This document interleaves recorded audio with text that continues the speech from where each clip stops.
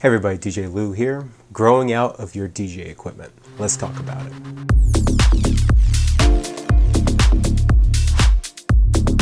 Now, truth be told, it is not easy really coming into the DJ world and, coming up essentially with your dream setup. And, it takes years to kind of cultivate what your brand, your identity is, where your niches are, where you want to find those efficiencies, or if you want to kind of go all out. Let's say it's lighting, let's say it's audio, whatever the case is.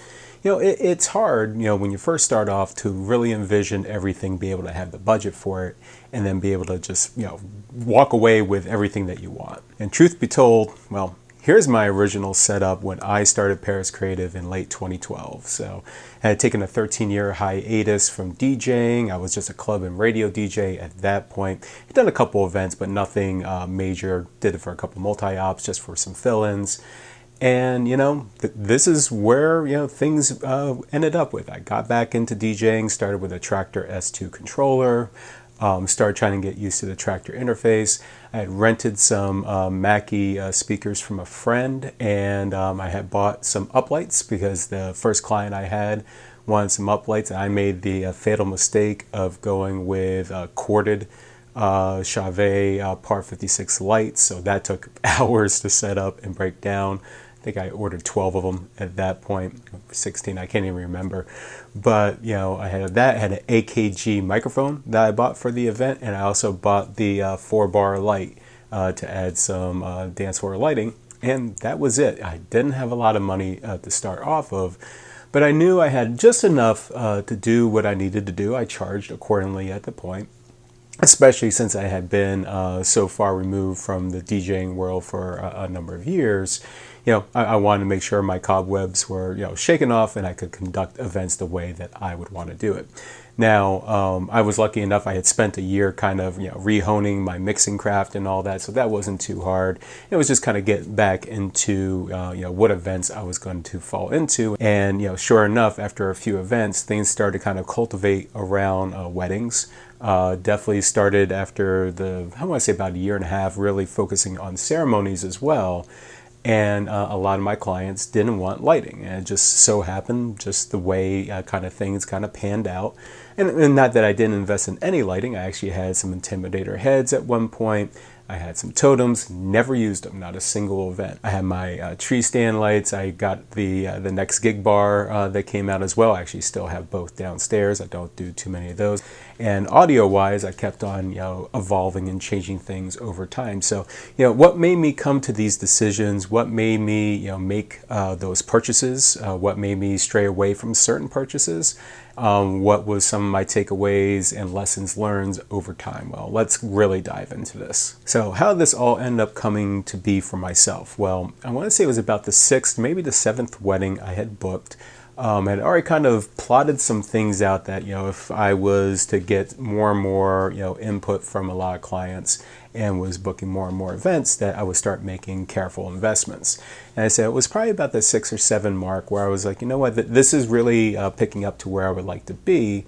What would be my first investments to really, excel at my craft, to be able to offer additional services and whatnot. And that first purchase I made ended up being my Range 62 and some Denon SC3900 decks. And I really loved that setup. I had it in a coffin. It was heavy as hell. But it was like this beautiful trade-off of being an old school vinyl DJ, having that tactile feel back under my fingers. And I've pretty much stayed that focus through other equipment as well. But it really set me, into a groove where I was really enjoying the mix. To be honest, with the Tractor controller and other general controllers, I just never liked the feel of it. I just couldn't quite, get the hang of where I specifically wanted to be. And I don't really do much scratching during weddings or anything like that. But it's even the simple motion of like dragging my fingers or, pinching or nudging. I just got used to vinyl over the years, and that muscle memory's just still stuck with me over the years. So that was kind of that natural progression to me. Would I go that same route today, knowing what I'm doing now, being 7.5 years in? I might have actually made a different change up, and I'll talk about that in a second, because one of my next investments at that point was a relatively inexpensive mixer. It was, if I'm not mistaken, a 8-channel mixer. It was a 3U rack. I actually had a custom case made for this because I knew that ceremonies were starting to kind of pick up. So I got this mixer with this case. And when it came to my microphones, I knew that I needed something more than my AKG microphone. I ended up switching over to GTD Audios, the 600 megahertz 4-channel 1U setup. Very nice in the sense that it was very small, very compact. Not the greatest performer in the world, but really only failed me once, but it failed me enough that I was not going to be living with it too much longer. But I was always kind of on pins and needles using it. But looking at my bank account, I could not afford what I really wanted. I would love to have 4, 5, 6 Sennheiser mics, which I eventually invested in. And for that 1-to-1 matchup, I could have gotten the Shure ULXD4Q. Such a massively awesome setup, but $10,000, $12,000 later, that's what I would need just for one kit. And that's just a lot. And probably about $17,500 in for everything that I would need. So it's just even too rich for my blood at this moment. Maybe in the future, I would love to reduce my footprint as much as possible, but you can only do so much with so much. And again, my bank account is not overflowing with cash, and that's been kind of throughout my career doing my mobile DJ services. Finding things that A, I can afford, B, that would give me the best performance, size, capability, setup, breakdown. All these factors always work into the equation. But ultimately, it does come down to price in some instances. I would love to have, even higher end speakers. I would love to be able to do, just so much more. But I'm always finding those compromises. I'm always finding what I see as kind of the best of breed in its price class and its capabilities that I need to offer my clients, and going with it. So microphones, that was a big thing. I've also upgraded over the years to my Countryman over-the-ear microphone. I now have a Sennheiser MKE2 Gold microphone for the groomsmen. Just excellent mic, and they're not inexpensive, that's for damn sure. But I always look at it as my financial trade-offs. I got to this point, slowly but surely, AKG and the microphones, to the GTD, now to my Sennheiser, some really great kit to work with all that. And I always make sure that every investment that I make, that return on investment comes in return. Almost 85% of all my weddings now are ceremony and reception, and a good chunk of those are now also with videographers.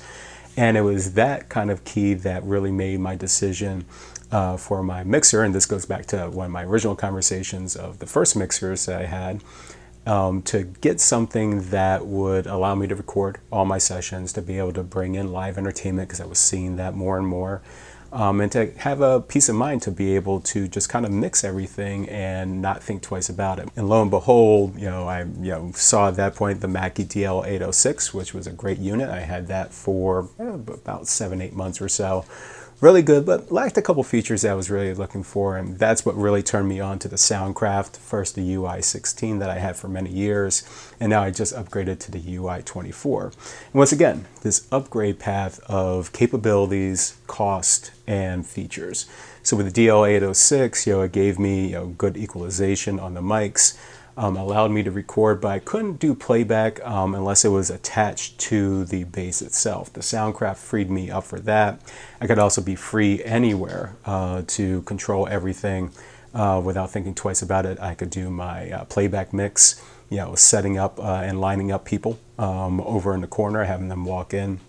And it was just a really great, freedom aspect that really enabled me a lot of things. Bring in live bands, bring in the ability for me to stand, 200 feet away or 20 feet away, wherever I needed to be, I could be and still be able to control everything. And I didn't have to be just planted in one spot. So that was a really big piece that I invested in. Now the UI24 gives me multi-track recording and a little bit more capability on my auxiliary broadcasting. So for things like my in-ear monitors that I now use with my speakers, for ceremonies, cocktail, and dinner, it gives me even more finite control, all in just one little panel. And again, that evolution of my speakers and what I could offer. I had my Yamaha DXR8s, my DXS12s for my mains. I had my DXR8s for also my cocktail and dinners. Super great sounding, super compact. For the price, I think it's still to this day one of the best sounding in its class. But there's still the typical cabinet and then sub combination. And there was definitely a real net benefit going to my Evolve EV50s and ultimately my Maui 5 Go's, which are battery powered. I broadcast with my IEM, and now I can put those speakers anywhere. And again, this natural progression of, afford what I can, try to pick the best out of the lot that will work well for me. And as the events roll in and all that, I could see where any improvements need to be made, where things I can kind of back off. Like for lighting for me, I really didn't need to make major investments on that side. But on the audio side was definitely where my niche really kind of folded into. And that's where I saw where my investments would be, most beneficial for me. So my advice, whether it's, people looking just to make new investments or people coming into the business, it's not bad to think small. Naturally, if you have a bank account that can help bankroll all this, all the better for you. That's great, and I can recommend some, great stuff for you. But, let's face it, not everybody has, a big credit card that they can just roll off of, and you have to kind of justify your costs. If you run this as a true business, you just don't want to throw a ton of money in there and not look at what your return on investments are, not look at where your overhead costs could be sinking you for quite a while. So, if you're looking towards, gearing up your ceremonies and you only have a little bit of light traction on that, you may not want to invest in 4, 5, 6 new microphones or 8 new microphones.